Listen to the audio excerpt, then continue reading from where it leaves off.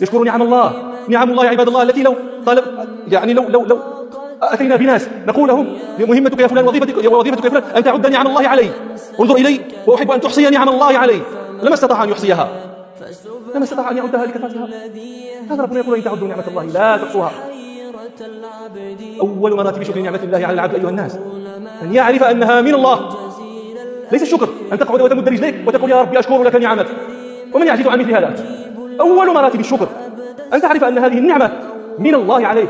إذا أغدق الله عليك في المال فلا تظن أنه لذكائك ولحسن تأتيك ولمعرفتك بالتجارة.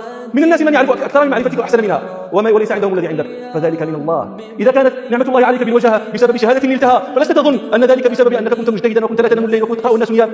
من الناس من يقرأ أكثر من قراءتك وما عنده مثل وجهتك، ذاك من الله وما بكم من نعمة. هذه أول مرة تشكرها أن تعرف المنعم عليك، ثم بعد ذلك أن تشكره، ثم بعد ذلك أن تستعمل تلك النعمة فيما يقربك إليه ويورثك الجزاء. عباد الله، إن ربنا سبحانه ذكر في كتابه أن الذي يشكره صالحون من عباده. ووصينا الإنسان بوالديه حسنا، حملته أمه كرها ووضعته كرها، وحمله وفصاله 30 شهرا، حتى إذا بلغ أشده وبلغ 40 سنة قال رب أوزعني أن أشكر نعمتك التي أنعمت علي وعلى والدي وأن أعمل صالحا. واعلموا أيها الناس أن شكر النعم قيدها. إذا أردت أن لا يسلبك الله نعمته التي أنعم بها عليك فاشكر له.